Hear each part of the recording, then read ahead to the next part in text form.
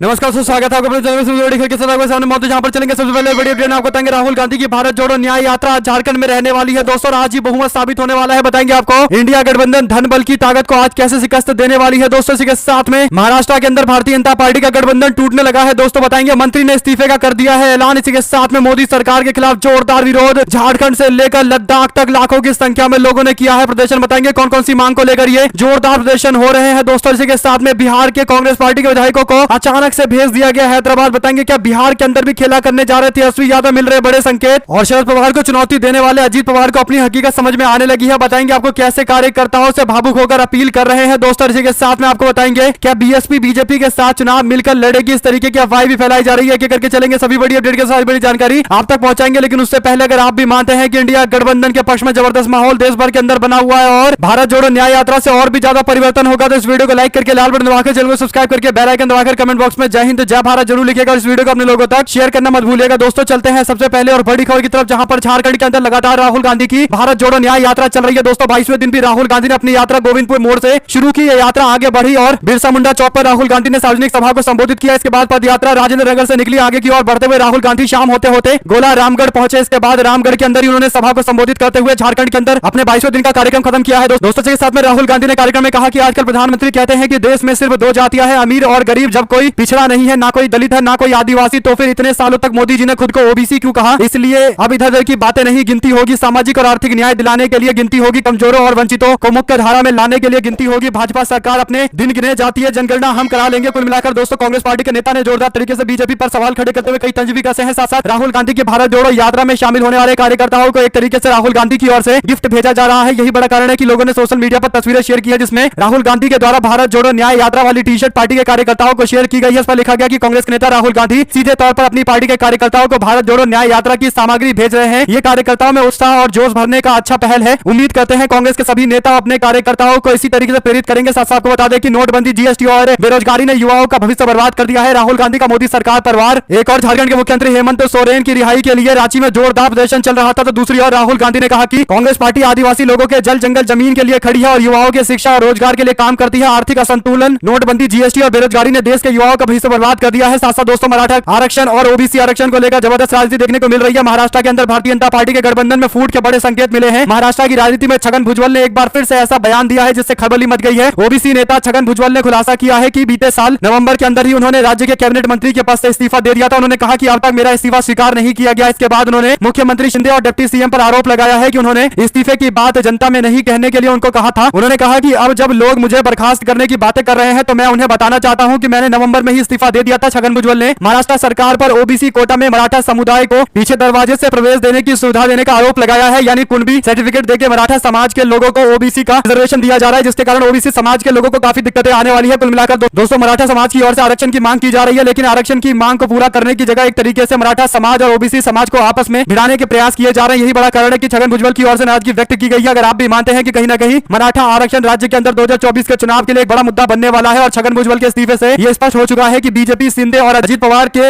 NCP के गठबंधन में कुछ भी सही नहीं चल रहा है। मामले को ढकने का प्रयास किया जा रहा है। इसके साथ में दोस्तों मोदी और अमित शाह ने जिस पार्टी के जिस सरकार को सबसे भ्रष्ट सरकार देश में बताया था, उसी पार्टी के साथ बीजेपी सरकार में शामिल हो गई है। मेघालय में बीजेपी दूसरी बार कुणाल संगमा के नेतृत्व वाले नेशनल पीपल्स पार्टी की सरकार में शामिल हो गई है। खास बात यह है कि प्रधानमंत्री मोदी, अमित शाह और कई शीर्ष नेताओं सहित बीजेपी के कई नेताओं ने पिछले साल राज्य के विधानसभा चुनाव में संगमा को देश का सबसे भ्रष्ट मुख्यमंत्री करार दे दिया था। मेघालय में बीजेपी के पूर्व अध्यक्ष अन्नस्ट मावरी ने कहा कि बिजली और अन्य विभाग जहां पिछले 5 वर्षों के अंदर सबसे अधिक भ्रष्टाचार हुआ है, वे या तो एनपीपी या उनके गठबंधन सहयोगी यूडीपी के पास मौजूद थे। उन्होंने दावा किया कि पिछले साल और उसके आसपास दायर किए गए कई सारे आरटीआई में इस तरीके की जानकारी मिली है। कुल मिलाकर दोस्तों प्रधानमंत्री मोदी और अमित शाह दोनों ने भ्रष्ट बताया था, लेकिन आज बीजेपी सरकार में शामिल हो गई है। अगर आप भी मानते हैं कि अब प्रधानमंत्री और अमित शाह को कहना चाहिए कि भाजपा की मेघालय सरकार सबसे भ्रष्ट सरकार है, क्योंकि ये बयान उन्होंने पहले भी दिया है, तो अपनी राय जरूर लिखकर बताएगा। साथ साथ राहुल गांधी झारखंड के धनबाद के अंदर बड़ी सभा को संबोधित कर रहे हैं। दोस्तों दूसरी ओर लोगों ने भी बड़ी संख्या में उतरकर पूर्व मुख्यमंत्री हेमंत सोरेन की रिहाई की मांग की है। हंसराज मीणा की ओर से वीडियो शेयर करते बताया गया है कि मोदी सरकार द्वारा हेमंत सोरेन की षड्यंत्र पूर्वक की गई गिरफ्तारी के खिलाफ आदिवासी समुदाय ने झारखंड की राजधानी रांची के अंदर ऐतिहासिक विशाल रैली की है। समाज ने ऐलान कर दिया है कि एक आदिवासी सीएम को प्रताड़ित करने वाली शक्तियों को जड़ से उखाड़ कर फेंकेंगे। रिलीज हेमंत सोरेन नाम से ट्वीट किया गया है। साथ साथ कांग्रेस पार्टी के प्रवक्ता सुरेंद्र राजपूत ने भी पूरे मामले पर टिप्पणी करते हुए कहा कि झारखंड के आदिवासी है। मीडिया के मित्रों, इतना बड़ा प्रदर्शन आदिवासियों का हो रहा है हेमंत सोरेन जी की गिरफ्तारी के विरोध में, लेकिन डिबेट में न्यूज चैनलों में सून पटक सन्नाटा है। किस साहेब का डर है? जनता से डरो, साहेब से नहीं, इस तरीके से ट्वीट किया गया। दोस्तों अगर आप भी मानते हैं कि इंडिया इंडिया गठबंधन की पार्टियों को न्यूज चैनलों पर दबाव बनाना चाहिए कि विपक्ष की आवाजों को भी दिखाया जाना चाहिए, क्योंकि झारखंड के अंदर इतनी बड़ी रैली हो रही है एक मुख्यमंत्री को जेल से छुड़ाने के लिए। अगर मीडिया में इस पर डिबेट कराए जाएंगे तो भाजपा सरकार पर कई सारे सवाल खड़े होने वाले और ईडी के दुरुपयोग को लेकर भी बीजेपी सरकार कटघरे में आ सकती है, क्योंकि लोगों का समर्थन पूर्व मुख्यमंत्री के साथ दिखाई देने लगा है। साथ साथ दोस्तों लद्दाख के अंदर भी इतना बड़ा प्रदर्शन हुआ है, कहीं पर गोदी मीडिया में दिखाई नहीं दे रहा, लेकिन सोशल मीडिया पर जमकर लोगों ने वीडियो शेयर किया है। आपको बता दें कि लेह लद्दाख के अंदर मोदी सरकार की नीतियों के खिलाफ जोरदार प्रदर्शन हुआ है दोस्तों। कम से कम 20,000 लोगों ने सड़कों पर उतरकर प्रदर्शन किया है, जहां तहां कड़ाके की ठंड में लोग ही लोग दिखाई दे रहे हैं। लोगों ने लेह लद्दाख को फिर से राज्य घोषित करने की मांग की है। 2019 के अंदर बीजेपी सरकार ने धारा 370 हटाया था, जिसके कारण जम्मू कश्मीर और लद्दाख को अलग अलग कर दिया गया था। दोनों को यूटी बना दिया गया है, यूनियन टेरिटरी बना दिया गया है, केंद्र शासित प्रदेश बना दिया गया है। अब लेह लद्दाख के लोग कह रहे हैं कि हमको केंद्र शासित प्रदेश नहीं बल्कि अपना स्टेटहुड चाहिए, अपना राज्य का अधिकार चाहिए। पहले भी हम एक राज्य के तौर पर थे, आज भी हम अपने क्षेत्र को एक राज्य के तौर पर रखना चाहते हैं। इस पूरे मामले पर वीडियो शेयर करते बताया गया है कि लेह में हजारों लोग कड़ाके की ठंड में सड़कों पर जुलूस निकाल रहे हैं, सभाएं कर रहे हैं। इनकी प्रमुख मांग है लद्दाख को पूर्ण राज्य का दर्जा मिले, इसे संविधान की 6ठी अनुसूची में शामिल किया जाए। लेह और कारगिल जिले के लिए एक संसदीय सीट होनी चाहिए। अभी वर्तमान में लेह लद्दाख की मात्र एक सीट है। लेह और कारगिल जिले के लिए एक संसदीय सीट की मांग की गई है। स्थानीय लोगों के लिए नौकरी में आरक्षण, लद्दाख में लोगों को जनजातीय दर्जा मिलना चाहिए। इसके बाद एपेक्स बॉडी और कारगिल डेमोक्रेटिक अलायंस ने 3 फरवरी को बंद का आह्वान किया था। कुल मिलाकर दोस्तों इस तरीके से लगातार आंदोलन देखने को मिल रहा है। विनोद कापड़ी ने भी इस पर ट्वीट करते हुए कहा कि हजारों का जन सैलाब सड़कों पर है, पर फर्क किससे पड़ता है। इस पूरे मामले पर और भी प्रतिक्रिया सामने आई है दोस्तों। कहा गया कि लद्दाख के लेह में स्थानीय आदिवासी लोग पूर्ण राज्य का दर्जा 6वीं सूची में शामिल करने की मांग कर रहे हैं। अन्ना हजारे के आंदोलन की तरह मीडिया कवर नहीं कर रहा है, अन्यथा मोदी सरकार के खिलाफ हर रोज देश में क्रांति का बिगुल फूंक रहा होता है। यानी दोस्तों इतनी बड़ी रैली अगर कहीं किसी एक क्षेत्र में हो जाती और विपक्ष की सरकार के खिलाफ हो जाती तो आप लोग को याद होगा कि 2011, 12, 13 की जो मीडिया थी वो किस तरीके की थी। अब तक बड़े बड़े कार्यक्रम किए गए होते, लेकिन अभी शून्य पटक सन्नाटा दिखाई दे रहा है। साथ साथ कांग्रेस पार्टी के वरिष्ठ नेता बंधु तिर्की ने भी रांची के अंदर आदिवासी समाज की ओर से बुलाए गए आदिवासी एकता महारैली को संबोधित किया है और राज्य के अंदर आज होने वाले फ्लोर टेस्ट में इंडिया गठबंधन के जीत को लेकर संदेश दिए गए हैं। साथ साथ दोस्तों बिहार के कांग्रेस पार्टी के 16 एमएलए को हैदराबाद भेजा जा रहा है। हैदराबाद उनके साथ कांग्रेस पार्टी के अध्यक्ष अखिलेश प्रताप सिंह भी जा रहे हैं। कुल मिलाकर तेलंगाना में कांग्रेस पार्टी की सरकार है, रेवंत रेड्डी मुख्यमंत्री है, तो यहाँ से तेलंगाना में विधायकों को शिफ्ट करके सुनिश्चित करने की कोशिश की जा रही है कि विधायकों को ना तोड़ा जाए। आपको बता दें कि नीतीश कुमार और बीजेपी सरकार को 12 तारीख को बहुमत साबित करना है और जीतन राम मांझी ने अब भारतीय जनता पार्टी को असली हकीकत दिखानी शुरू कर दी है। इसके बाद तेजस्वी यादव ने स्पष्ट कर दिया है कि खेला होना भी बिहार में बाकी है। दोस्तों साफ संकेत है कि जीतन राम मांझी अगर आश्वासन देते हैं इंडिया गठबंधन को, तो इंडिया गठबंधन अपना पूरा सपोर्ट जीतन राम मांझी को दे सकता है। ऐसे में कांग्रेस पार्टी के विधायकों को कोई अप्रोच ना कर सके, पार्टी के कार्यकर्ताओं नेताओं को ना तोड़ सके, खासकर विधायकों को ना तोड़ सके, इसके लिए उन्हें हैदराबाद भेज दिया गया है। जैसा कि झारखंड के अंदर भी कोशिश की गई थी, कांग्रेस पार्टी ने यहाँ पर सरकार बचाने में पूर्णतः सफलता हासिल कर ली है। बिहार के अंदर 12 तारीख को होने वाले पूरे घटनाक्रम को लेकर सबकी नजर बनी रहेगी। आप लोग कमेंट बॉक्स में अपनी राय जरूर लिखकर बताइएगा दोस्तों। साथ साथ आज हेमंत सोरेन की गिरफ्तारी के बाद पहली बार झारखंड के अंदर बहुमत साबित करेगी सरकार। चंपई सोरेन मुख्यमंत्री पद की शपथ ले चुके हैं, उनके 2 साथी मंत्रियों ने भी शपथ ली है। विधानसभा का विशेष सत्र आज बुलाया गया है, इसमें चंपई सोरेन को विश्वास मत प्राप्त करना है। हेमंत सोरेन खुद यहाँ मौजूद रहेंगे, इसकी इजाजत कोर्ट ने दे दी है। और वैसे भी खुद हेमंत सोरेन एक विधायक है। झारखंड मुक्ति मोर्चा, कांग्रेस पार्टी, राष्ट्रीय जनता दल और लेफ्ट पार्टी मिलकर बहुमत साबित करने जा रही है। ऐसे में 2 निर्दलीय विधायक है, एक है पूर्वी सिंहभूमि जिले के जमशेदपुर पूर्वी विधानसभा क्षेत्र के निर्दलीय विधायक सरयू राय, दूसरे हैं विधायक हजारीबाग जिला के बरकट्टा विधानसभा क्षेत्र के अमित कुमार यादव। इन्होंने दावा किया है कि वो झारखंड मुक्ति मोर्चा सरकार को समर्थन नहीं करेंगे, लेकिन इसके बावजूद इंडिया गठबंधन के पास 43 का आंकड़ा है। बहुमत साबित करने के लिए 41 विधायक चाहिए, लेकिन 2 विधायक ज्यादा ही है, तो कोई दिक्कत नहीं है, आसानी से बहुमत साबित कर दिया जाएगा। सेहत पर कोई फर्क पड़ने वाला है नहीं। साथ साथ दोस्तों भारत जोड़ो न्याय यात्रा में राहुल गांधी के साथ चल रहे कन्हैया कुमार को लेकर क्या कांग्रेस पार्टी बड़ा प्रयोग करने जा रही है। दिल्ली के बेगूसराय से ताल्लुक रखने वाले कन्हैया कुमार के राज्यसभा में जाने की अटकलें लग रही है। राजनीतिक हलकों में चर्चा है कि कांग्रेस पार्टी महाराष्ट्र से इस युवा नेता को उच्च सदन में भेज सकती है। पिछले कुछ मौके पर कन्हैया कुमार पार्टी के बड़े बड़े मंचों पर दिखाई दिए हैं। कांग्रेस पार्टी ने जब नागपुर के अंदर 2024 लोकसभा चुनाव के लिए है तैयार हम रैली का आयोजन किया था, तब कन्हैया कुमार को संबोधित करने का मौका दिया गया था। ये अटकलें ऐसे वक्त में लग रही है जब महाराष्ट्र के अंदर लगभग 6 सीटों पर चुनाव होने वाले हैं और विपक्ष की ओर से उम्मीदवार उतारे जाएंगे। तो क्या कांग्रेस पार्टी कन्हैया कुमार का नाम प्रपोज करेगी, इस पर काफी चर्चाएं हैं दोस्तों। देखते हैं क्या फैसला लिया जाता है। सांसद आम आदमी पार्टी ने भारतीय जनता पार्टी पर दिल्ली में उसकी सरकार को गिराने की साजिश रचने का आरोप लगाया है। आम आदमी पार्टी का आरोप है कि बीजेपी आम आदमी पार्टी के विधायकों को खरीदने के लिए 25-25 करोड़ का ऑफर दे रही है। इस मामले में भाजपा के नेता के द्वारा दी गई शिकायत पर पुलिस सीएम अरविंद केजरीवाल और मंत्री आतिशी के घर के चक्कर लगा रही है। इस पूरे मामले पर आम आदमी पार्टी के नेता अरविंद केजरीवाल ने दावा किया कि उनको बार बार दबाव बनाया जा रहा है। कहा जा रहा है कि आप बीजेपी में शामिल हो जाइए, इसके बाद आपके ऊपर कोई कार्रवाई नहीं की जाएगी। उन्होंने आगे कहा कि मैं बीजेपी में क्यों शामिल हो जाऊं, मैं कभी भाजपा ज्वाइन नहीं करूंगा, बिल्कुल भी नहीं करूंगा। दूसरी ओर दिल्ली के अंदर पुलिस ने अरविंद केजरीवाल से विधायकों की खरीद फरोख्त के लिए 25-25 करोड़ के ऑफर के आरोप को लेकर सबूत मांगे हैं। देखते हैं क्या कुछ कहा जाता है अरविंद केजरीवाल की ओर से। दोस्तों साथ 2004 में बीजेपी के साइनिंग इंडिया और फील गुड के नारे के साथ एनडीए को लोकसभा चुनाव में 335 सीटों का दावा चल रहा था, लेकिन भाजपा 138 सीटों पर सिमट गई थी। समाजवादी पार्टी के नेता आईपी सिंह ने पुराने मीडिया के जुमलों को याद दिलाया है। दरअसल गोदी मीडिया के अंदर इस तरीके की अफवाह फैलाई जा रही है कि इंडिया गठबंधन के चांसेस काफी कम है चुनाव जीतने के। इस पर 2004 का आंकड़ा जारी किया गया है। दोस्तों तमाम बड़े गोदी मीडिया के अंदर स्पष्ट तौर पर भारतीय जनता पार्टी की अटल बिहारी वाजपेयी की सरकार बनता हुआ दिखाया जाता, लेकिन हकीकत कुछ और निकला। बीजेपी और एनडीए गठबंधन को 335 सीटें दिखाई जा रही थी, लेकिन जब जनता ने वोट डाला तो भारतीय जनता पार्टी 138 पर आकर सिमट गई। और यही बड़ा कारण है कि 2024 के चुनाव को लेकर भी ऐसी बातें स्पष्ट की जा रही है कि आने वाले दिनों के अंदर इस तरीके के सारे सर्वे को झटका लगने वाला है। साथ साथ दोस्तों कौशाम्बी के अंदर सपा के वरिष्ठ नेता एमएलसी श्री स्वामी प्रसाद मौर्य की गाड़ी पर फिर से हमला करने की कोशिश की गई है। इस पूरे मामले पर समाजवादी पार्टी ने तस्वीर शेयर करते हुए लिखा कि कौशाम्बी में सपा के वरिष्ठ नेता और एमएलसी श्री स्वामी प्रसाद मौर्य जी की गाड़ी पर सत्ता संरक्षित गुंडों द्वारा हमला किया गया। अत्यंत निंदनीय है। पिछड़ा विरोधी इस बीजेपी सरकार में निरंतर पिछड़ों पर हो रहा आघात शर्मनाक है। मामले की जांच कराए सरकार। आरोपियों के विरुद्ध सख्त से सख्त कार्रवाई होनी चाहिए। देखते हैं समाजवादी पार्टी के नेताओं के द्वारा कही गई इस बातों पर कैसे सत्ता पक्ष की ओर से रिस्पॉन्स किया जाता है। दोस्तों साथ साथ उत्तर प्रदेश में जय श्री राम के नारे लगाने वाले व्यक्ति को जनसभा से निकाल दिया गया। मीडिया में छपी रिपोर्ट के अनुसार समाजवादी पार्टी के प्रत्याशी को यह बात अच्छी नहीं लगी कि उनके सभा में कोई नारे लगा रहा है। कुल मिलाकर दोस्तों जय श्री राम के नारा लगाने से कोई मतलब नहीं है। इस पूरे मामले को ऐसे देखा जाना चाहिए कि एक प्रत्याशी अपना प्रचार कर रहे थे और इस दौरान बीच में बार बार जय श्री राम के नारे लगाकर उनको डिस्टर्ब करने का प्रयास किया जा रहा था। बीच में नारा लगाना ये डिस्टर्बेंस था, ना कि जय श्री राम का नारा लगाना डिस्टर्बेंस था। और यही बड़ा कारण है कि समाजवादी पार्टी के नेता ने अपनी सभा में शांति बनाए रखने के लिए बार बार दखल देने से बचने के लिए उस व्यक्ति को बाहर का रास्ता दिखाया है। आप लोग इसे किस तरीके से देखते हैं लिखकर जरूर बताएगा। साथ साथ कौशाम्बी पहुंचे सपा के महासचिव स्वामी प्रसाद मौर्य का बयान कहा, राम भद्राचार्य जी जीवन और मौत से जूझ रहे हैं। प्राण प्रतिष्ठा में उन्हें जाना चाहिए था। वहां जाते ही उनका इलाज हो जाता, उन पर भगवान राम की कृपा हो जाती, लेकिन वहां न जाकर अस्पताल पहुंच गए। वैज्ञानिक ताकत में उनको भी जाना पड़ा। कुल मिलाकर दोस्तों स्वामी प्रसाद मौर्य जो बयान देना चाहते हैं वो साइंस वर्सेस रिलीजन वाले टॉपिक को लेकर एक तरीके से बयान दे रहे हैं, जिसमें धर्म का इतना गुणगान गाया जाता है कि ये भी चीजें भूल जाई जाती है कि हेल्थ के लिए लोगों को हॉस्पिटल जाना पड़ेगा। शायद इसीलिए इस तरीके की टिप्पणी करते हुए आलोचना कर रहे हैं स्वामी प्रसाद मौर्य। आप लोग इसे किस तरीके से देखते हैं लिखकर जरूर बताएगा। साथ साथ लाल कृष्ण आडवाणी को मिले भारत रत्न को लेकर मध्य प्रदेश कांग्रेस पार्टी के नेता प्रतिपक्ष उमंग सिंघार ने बीजेपी पर सवाल खड़े किए। उन्होंने सोशल मीडिया पर लिखा कि लाल कृष्ण आडवाणी को भारत रत्न देना देश के सर्वोच्च सम्मान का अपमान है। उन्होंने आगे कहा कि मैं अभी तक नहीं समझ सका कि आखिर आडवाणी जी ने ऐसा क्या काम किया है कि उन्हें भारत रत्न देने का फैसला लिया गया। उन्होंने आगे कहा कि देश भूला नहीं है कि देश में सांप्रदायिक उन्माद फैलाने में आडवाणी जी की बड़ी भूमिका रही है। अगर आप भी मानते हैं दोस्तों कि आडवाणी जी को भारत रत्न देने से बचना चाहिए था तो अपनी राय जरूर लिखकर बताइएगा। साथ साथ पश्चिम बंगाल और पंजाब के अंदर विपक्षी दलों के इंडिया गठबंधन को लेकर अभी तक बात नहीं बनी है। इस पर जयराम रमेश ने जवाब देते हुए कहा कि इंडिया गठबंधन लोकसभा चुनाव 2024 के लिए ही बना है, जिसमें कुछ दिन पहले तक 28 पार्टियां थी। अब एक पार्टी जनता दल यूनाइटेड चली गई है तो 27 पार्टियां बची हुई है। झारखंड विधानसभा में भी हम गठबंधन की सरकार में है, लेकिन एक दिन ऐसा आएगा जब झारखंड के अंदर कांग्रेस पार्टी अपनी ताकत से झारखंड में सरकार बनाने की स्थिति में रहेगी। कुल मिलाकर दोस्तों कोई भी पार्टी चाहती है कि वो अपने दम पर किसी राज्य के अंदर सरकार बनाए। गठबंधन उनके लिए ऑप्शनल होना चाहिए, मजबूरी नहीं होनी चाहिए। और यही बड़ा कारण है कि वो कह रहे हैं कि कांग्रेस पार्टी झारखंड में अपने दम पर सरकार बनाने की भी तैयारी कर रही है, यानी आने वाले दिनों के अंदर पार्टी अपना विस्तार चाहती है। और पार्टी के कार्यकर्ता भी ये सुनना चाहते हैं कि पार्टी अपने दम पर सरकार बनाने की कोशिश करे। और जयराम रमेश ने वही बातें कही है, इसमें गठबंधन को तोड़ने वाली कोई बातें नहीं है। हालांकि मीडिया में इसे अलग तरीके से पेश किया जाएगा। साथ साथ महाराष्ट्र के अंदर उप मुख्यमंत्री अजीत पवार ने रविवार को राष्ट्रवादी कांग्रेस पार्टी के संस्थापक शरद पवार पर परोक्ष रूप से उनकी उम्र को लेकर कटाक्ष किया है। उन्होंने अपने समर्थकों से कहा कि वे शरद पवार की बात को जैसे पहले सुनते थे वैसे ही अब मेरी बात को सुने। अजीत पवार ने पिछले साल जुलाई में बगावत करते हुए रकमपा पार्टी में फूट डालकर 8 विधायकों के साथ एकनाथ शिंदे सरकार में शामिल हो गए थे। तब से वो लगातार बार बार ये कह रहे हैं कि शरद पवार की उम्र हो गई है, वो फैसले नहीं ले सकते, उनको राजनीति में नहीं रहना चाहिए, इसीलिए एनसीपी के लोग मेरे कहने पर वोट करें। कुल मिलाकर दोस्तों उनको ये बात समझ में आ रही है कि जब तक शरद पवार एक्टिव राजनीति में है तब तक अजीत पवार का कोई पूछेगा भी नहीं। और यही बड़ा कारण है कि घूम फिरकर उनका टारगेट शरद पवार ही है और शरद पवार के खिलाफ वो कोई वैसी तीखी आलोचना तो कर नहीं सकते, तो केवल उनके उम्र को टारगेट कर रहे हैं ताकि पार्टी में मैसेज पहुंचाया जाए कि अजीत पवार नए दौर का एनसीपी बनाने जा रहे हैं, जो कि शरद पवार ने इस बार रोहित पवार को आगे बढ़ाने का फैसला लिया है। और यही बड़ा कारण है कि आने वाले दिनों के अंदर भारतीय जनता पार्टी ने शिंदे गुट अजीत पवार गुट से गठबंधन तो कर लिया है, लेकिन उन्हें भी पता है कि महाराष्ट्र में खेला पूरी तरीके से इंडिया गठबंधन करेगी, क्योंकि असली गुट तो कांग्रेस पार्टी के साथ में है, महागठबंधन के साथ में है, महाविकास अघाड़ी गठबंधन इंडिया गठबंधन है। साथ साथ वर्ष 2012 में जब वाईएसआर जगनमोहन रेड्डी को कथित आय से अधिक संपत्ति के मामले में सीबीआई ने गिरफ्तार किया था तो राष्ट्रीय सुर्खी बनी थी, लेकिन लगभग 12 वर्ष हो चुके हैं दोस्तों। केंद्रीय जांच एजेंसी के द्वारा दर्ज 11 मामले में से किसी में भी मुकदमा शुरू नहीं किया गया है, यानी जिन जगनमोहन रेड्डी पर बड़ी बड़ी कार्रवाई की गई थी, गिरफ्तार तक कर लिया गया था, अब उस पूरे मामले को ठंडे बस्ते में डाल दिया गया। इसके पीछे आप लोग जानते हैं क्या बड़ा कारण है, क्योंकि जगनमोहन रेड्डी की पार्टी जब देखो भारतीय जनता पार्टी के फैसले को सपोर्ट कर देती है, यानी भारतीय जनता पार्टी से बैर लेने के मूड में नहीं है मुख्यमंत्री। शायद यही बड़ा कारण है कि उनको इतनी बड़ी राहत मिल रही है। सीबीआई ने जांच को ठंडे बस्ते में डाल रखा है, लेकिन एक प्रेडिक्शन किया गया था, इसमें कहा गया है कि जब हेमंत सोरेन को गिरफ्तार किया गया है तो अब अरविंद केजरीवाल के पीछे केंद्रीय एजेंसियां लगाई जाएगी और आने वाले दिनों के अंदर आंध्र प्रदेश के मुख्यमंत्री अगर भारतीय जनता पार्टी से बैर करने की कोशिश करेंगे तो कहीं ना कहीं उनके खिलाफ भी एक नया मामला शुरू कर दिया जाएगा। हालांकि 11 मामलों को ठंडे बस्ते में डाला गया है क्योंकि उनका पूरा कॉपरेशन मिल रहा है। अगर आप भी मानते हैं दोस्तों कि संसद के अंदर जिस दिन आंध्र प्रदेश की वाईएसआरसीपी और उड़ीसा के बीजू जनता दल ने बीजेपी को सपोर्ट करना बंद कर दिया, उसी दिन छापे शुरू हो जाएंगे। तो अपनी राय जो लिख बताएगा, इसके तरह आप लोग की कोई और राय हो तो भी लिखकर जो बताएगा। साथ साथ भारतीय अर्थव्यवस्था की बर्बादी के 10 साल कर्जों के भंवरजाल में फंस गया, देश का हर नागरिक देश की कमाई अडानी को लुटाई, इस तरीके से पोस्ट किया गया है। आपको बता दें कि जो डेटा दिया गया उसके अनुसार 2004 के अंदर एवरेज जीडीपी का ग्रोथ 8% था, लेकिन 2014 से 24 के बीच में यानी मोदी सरकार के 10 साल के दौरान लगभग 5% के आसपास ग्रोथ रेट है दोस्तों। यानी भी बहुत कम हो चुका है। साथ साथ पर कैपिटा इनकम की बात करें, प्रति व्यक्ति आय की बात करें तो 2004 यानी कांग्रेस पार्टी की सरकार बनने और 2013 कांग्रेस पार्टी की सरकार जाने के 10 साल के दौरान लोगों की आय 250% बढ़ी थी, जबकि 2014 से 24 के बीच में मात्र 34% बढ़ी है। अगर फॉरेक्स रिजर्व की बात करें तो 222% कांग्रेस पार्टी की सरकार में बढ़ा था, बीजेपी की सरकार में मात्र 91% बढ़ा है। पर कैपिटा डेप्ट की बात करें यानी लोगों पर जो कर्ज है उसकी बात करें तो कांग्रेस पार्टी के शासन के दौरान 43,000 रुपए हर व्यक्ति के ऊपर कर्ज हुआ करता था, जो अब मोदी सरकार में लगभग 1,09,373 रुपए का कर्ज हो चुका है। भारत के हर नागरिक पर इतना कर्ज है दोस्तों। और डॉलर की बात करें तो कांग्रेस पार्टी के शासन के दौरान लगभग 58 रुपए $1 की कीमत हुआ करती थी, लेकिन अब मोदी सरकार में 83 रुपए पहुंच चुकी है। लगभग हर खराब चीज में वृद्धि हुई है और हर अच्छी चीज में घटौती देखने को मिली है। साथ साथ दोस्तों कांग्रेस पार्टी के नेता और पूर्व केंद्रीय मंत्री मार्गरेट अल्वा ने आरोप लगाया कि कई राज्यों में राजभवन पार्टी कार्यालयों की तरह काम कर रहा है और राज्यपाल सरकारों को बनाने और गिराने में राजनीतिक भूमिका निभा रहे हैं। 4 राज्यों की राज्यपाल रह चुकी मार्गरेट अल्वा ने 17वें जयपुर साहित्य उत्सव में एक सत्र को संबोधित करते हुए शनिवार को कहा कि राज्यपाल राजनीतिक दलों के एजेंट नहीं है, उनसे राजभवनों में संविधान की अपेक्षा के अनुरूप व्यवहार करने की उम्मीद की जाती है। साथ साथ दोस्तों सपा के नेता स्वामी प्रसाद मौर्य की गाड़ी पर हमला हुआ। 2 युवकों ने स्वामी प्रसाद मौर्य की गाड़ी पर हमला किया है। काले झंडे दिखाकर स्वामी प्रसाद मौर्य का विरोध किया गया। पुलिस ने हमला करने वाले शख्स को हिरासत में ले लिया है। बौद्ध उत्सव में शामिल होने के लिए जा रहे थे, वीडियो शेयर किया गया है। साथ साथ दोस्तों 48 घंटे की नौटंकी के बाद पुलिस ने सिर्फ चिट्ठी दी है। अरविंद केजरीवाल सरकार में मंत्री आतिशीष सिंह ने कहा कि क्राइम ब्रांच के 1 दर्जन अधिकारी अरविंद केजरीवाल के आवास पर पहुंचे थे। वे केजरीवाल को ही ये नोटिस सौंपना चाहते थे। आज वही अधिकारी मेरे घर पहुंचे, 2-3 घंटे तक इंतजार किया और वे नोटिस को मुझे ही सौंपना चाहते थे। उन्होंने कहा कि मुझे अधिकारियों से सहानुभूति है। 48 घंटे के नौटंकी के बाद क्राइम ब्रांच की टीम ने हमें सिर्फ एक चिट्ठी देकर वापस लौटे। उन्होंने कहा कि दिल्ली पुलिस कायर है। आतिशी ने आगे कहा कि ये नोटिस ना तो सिर्फ FIR है, ना समन है, ना इसमें IPC की कोई धारा लिखी हुई है, ना CRPC की कोई धारा लिखी हुई है। क्राइम ब्रांच की टीम 48 घंटे की नौटंकी के बाद अरविंद केजरीवाल मुझे एक मात्र चिट्ठी देकर गई है। कोई CM या मंत्री डाक डेस्क पर बैठकर चिट्ठी रिसीव नहीं करता। आतिशी ने कहा कि इसमें पुलिस कर्मियों की कोई गलती नहीं है। उनके राजनीतिक आका हमसे सवाल पूछना चाहते हैं। साथ साथ BSP सुप्रीमो मायावती भी क्या NDA के साथ मिलकर चुनाव लड़ेंगी? योगी के मंत्री ने लोकसभा चुनाव से पहले हलचलें मचा दी है। योगी सरकार के कैबिनेट मंत्री संजय निषाद ने कहा कि जब काशीराम आए तो हर जाति और हर धर्म का नेतृत्व कर रहे थे। आज जो काम काशीराम के अधूरे हैं उन्हें CM योगी आदित्यनाथ और प्रधानमंत्री मोदी जी पूरा कर रहे हैं। जब हम उनके लोगों का काम पूरा कर रहे हैं तो उनके जो अधूरे सपने थे तो वे भी हमारे साथ समय आने पर आ सकते हैं। इसके अलावा उन्होंने कहा कि जनता के साथ हम लोग आगे बढ़ रहे हैं, हम जनता को बढ़ा रहे हैं, इसलिए आगे बढ़ रहे हैं। 70 साल बाद राम का नाम प्रधानमंत्री मोदी ने लिया, इससे पहले किसी ने नहीं लिया था। बता दें कि मायावती ने बसपा नेताओं के साथ बैठक करते हुए साफ कर दिया है कि वह लोकसभा चुनाव अकेले ही लड़ेंगी। लोकसभा चुनाव के मद्देनजर बार बार कई सारे नेताओं का बयान सामने आ रहा है। दोस्तों साथ साथ राजस्थान के कांग्रेस पार्टी के पूर्व मुख्यमंत्री सचिन पायलट आजकल छत्तीसगढ़ के दौरे पर है। पार्टी ने 11 सीटें टारगेट करने का फैसला लिया है। सचिन पायलट ने जानकारी देते हुए कहा कि कांग्रेस पार्टी यहां पर काफी पॉपुलर है। भारतीय जनता पार्टी के 3 महीने के खराब शासन के कारण जनता एक बार फिर से कांग्रेस पार्टी को वोट करना चाहती है। सचिन पायलट ने कहा है कि हमारे पास उम्मीदवारों की लिस्ट भी पूरी है, हम लोगों ने पूरी तैयारी कर रखी है, कोई इफ और बट नहीं है। छत्तीसगढ़ में पार्टी अच्छी स्थिति में है। साथ पंजाब और हरियाणा उच्च न्यायालय के द्वारा चंडीगढ़ नगर निगम के नतीजों पर रोक लगाने से इंकार के खिलाफ इंडिया ब्लॉक के मेयर पद के उम्मीदवार कुलदीप कुमार की याचिका पर सुप्रीम कोर्ट ने सोमवार को सुनवाई की है। शीर्ष अदालत की वेबसाइट पर प्रकाशित वाद सूची के अनुसार chief justice of India DY Chandrachud की अध्यक्षता वाली न्यायमूर्ति JB पारदीवाला और न्यायमूर्ति मनोज मिश्रा की पीठ 5 फरवरी को मामले की सुनवाई करेगी। पिछले हफ्ते कुमार की ओर से पेश वरिष्ठ वकील अभिषेक मनु सिंघवी ने मामले को तत्काल सूचीबद्ध करने के लिए शीर्ष अदालत से निर्देश मांगे थे। साथ साथ दोस्तों मंत्री का आदेश नहीं मानते सेक्रेटरी को हटाने कहा था। LG की चिट्ठी पर CM केजरीवाल ने करारा जवाब दिया है। साथ साथ DMK चुनाव घोषणा पत्र समिति सोमवार से तमिलनाडु का दौरा करने वाली है। राज्य की जनता से पूछेगी कि उनके कौन कौन से ऐसे मुद्दे हैं जिसे घोषणा पत्र में लिखा जाना चाहिए ताकि लोगों को वाले दिनों के अंदर एक अच्छा विकल्प मिल सके और उनके जो वादे होंगे उसे पूरा किया जाएगा। चुनाव के बाद साथ साथ केरल के अंदर हाल ही में कुछ दिनों में कोई भी नेता मुख्यमंत्री पिनराई विजयन जैसी ऊंचाई तक नहीं पहुंचा है। किसी का भी उनके जैसा बुरा पतन भी नहीं हुआ है। एक समय अजय रहे विजयन को अब भ्रष्टाचार के आरोपों के कारण मुश्किलों का सामना करना पड़ रहा है जो अब खतरा बनते जा रहे हैं। विजयन अपने पहले कार्यकाल में भी श्री स्वपन्ना सुरेश के बड़े हमले का शिकार रहे हैं। कुल मिलाकर दोस्तों उनकी लोकप्रियता लगातार घट रही है। उसके पीछे बड़ा कारण करप्शन के कई मामले हैं। उनकी बेटी के खिलाफ भी मामले दर्ज किए गए हैं। साथ साथ बंगाल में नया राजनीतिक घमासान जारी है। ED CBI के बाद अब कैग पर तृणमूल कांग्रेस ने निशाना साधा है। CAG के खिलाफ तृणमूल कांग्रेस की ओर से टिप्पणी की गई है। तृणमूल कांग्रेस ने कहा कि ED CBI के बाद अब गलत तरीके से कैग की रिपोर्टों का इस्तेमाल किया जा रहा है, यानी पश्चिम बंगाल के अंदर गलत तरीके से भ्रष्टाचार के दावे किए जा रहे हैं। अगर आप भी मानते हैं दोस्तों कि आने वाले दिनों के अंदर लोकसभा चुनाव को लेकर काफी परिवर्तन होने वाले हैं और जनता इस बार परिवर्तन की डिमांड कर रही है तो इस वीडियो को लाइक करके लाल बटन दबाकर चैनल को सब्सक्राइब करके बेल आइकन दबाकर कमेंट बॉक्स में जय हिंद जय भारत जरूर लिखिएगा। हमारे साथ लगातार जुड़े रहने के लिए दोस्तों भाइयों बहनों मित्रों का बहुत बहुत धन्यवाद। देख रहे थे आपका अपना चैनल जय हिंद जय भारत। बहुत बहुत धन्यवाद।